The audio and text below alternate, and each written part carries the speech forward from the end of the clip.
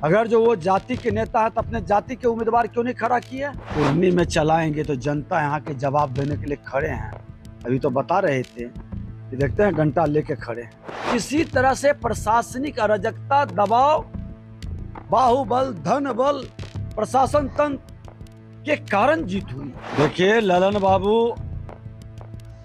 को खुद डर सता रहा है कि आरजेडी का सुपर सीएम बनेगा और हमको मुक्त कर देगा।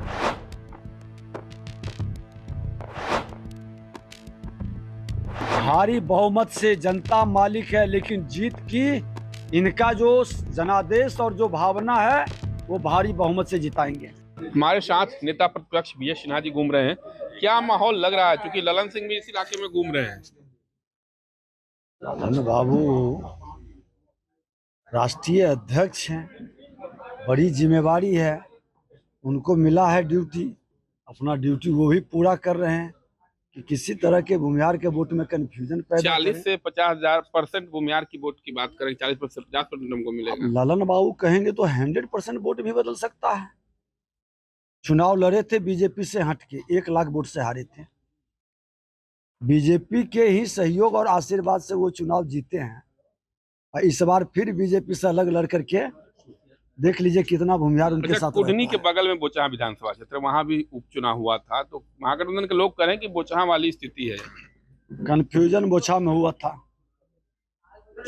वहां उम्मीदवार के संदर्भ में भी शिकायत थी, उनके पति के बारे में लोगों ने बताया, लेकिन यहाँ उम्मीदवार का सब बड़ाई कर रहा है कि मिलनसार है, सब जगह जाता है, सबका सुनता है, अति पिछड़ा का बेटा हो करके सबके मान सम्मान का ध्यान रखता है।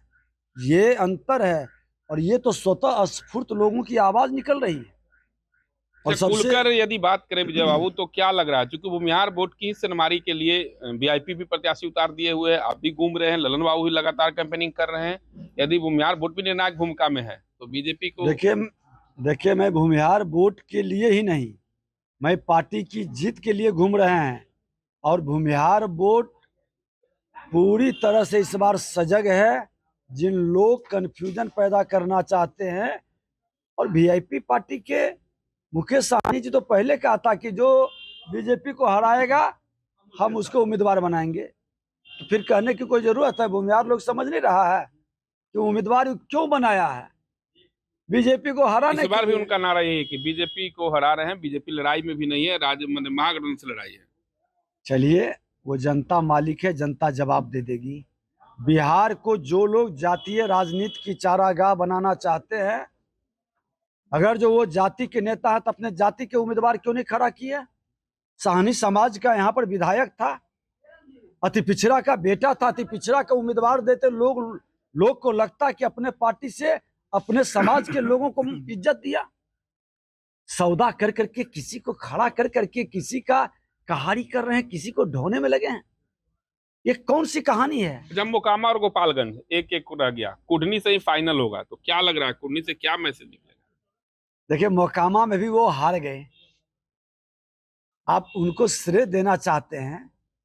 जो व्यक्ति आरजेडी से अकेले लड़ा और 36,000 से जीता, माननीय नीतीश कुमार जी, और 7 पार्टी गया तो 56,000 से जीतना चाहिए था। वो घसक के 16,000 पर किसी तरह से प्रशासनिक अराजकता, दबाव, बाहुबल, धन बल, प्रशासन तंत्र के कारण जीत हुई। तो क्या लग रहा है कुढ़नी में सब नहीं चलेगा? कुर्नी में चलाएंगे तो जनता यहाँ के जवाब देने के लिए खड़े हैं। अभी तो बता रहे थे कि देखते हैं डंडा लेके खड़े हैं।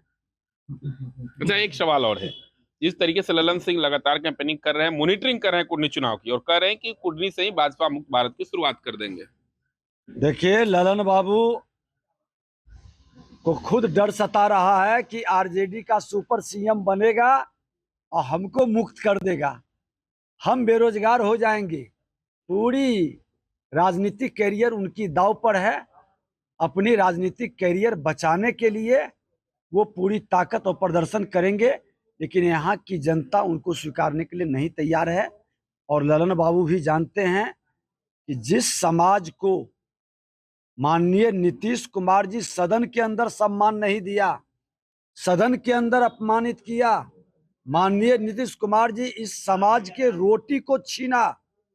आज ट्रक का मामला हो, ठेकेदारी का मामला हो, जमीन का मामला हो, हर जगह इस समाज को माननीय नीतीश कुमार जी कलंकित किए हैं, डिमोरलाइज किए हैं, बेइज्जत किए हैं।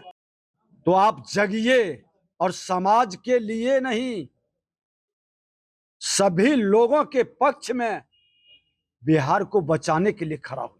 क्या कितना मार्जिन से यदि जीतते हैं तो कितना का अंतर रहेगा? आपको क्या उम्मीद है, कितना वोट पड़ेगा? भारी बहुमत से जनता मालिक है, लेकिन जीत की इनका जो जनादेश और जो भावना है वो भारी बहुमत से जिताएंगे। और हर जात का वोट मिलेगा, ये बता देते हैं, हर जात का वोट मिलेगा।